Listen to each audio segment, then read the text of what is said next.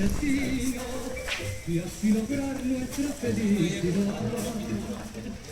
Yo veréis amor, lo veréis ahí tú jugando en el bidón y el ruiseñor cantando en la flor, buscando amor. Boria, smile to the cam.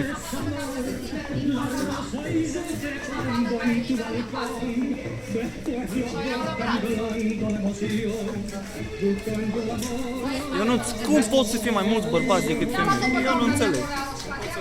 Cum pot să fie mai mulți lideri decât followeri? Se întâmplă un paradox aici. Da. Ia uite, fii atent, a venit invazia.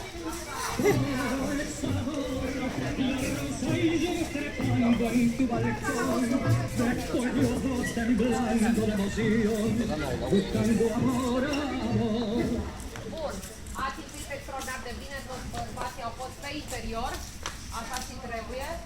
Ce vrem să încercăm să vă transmitem în această scurtă prezentare pe care vă facem noi despre tango este că tango argentinian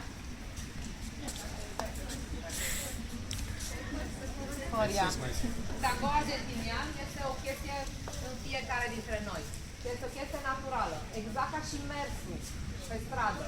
Doar că atunci când mergem și dansăm, mai vrem să mai punem ceva, vrem să punem în pasul pe care îl facem ceva din personalitatea noastră, dar în același timp să păstrăm mișcarea cât mai naturală pentru noi, pentru fiecare, da?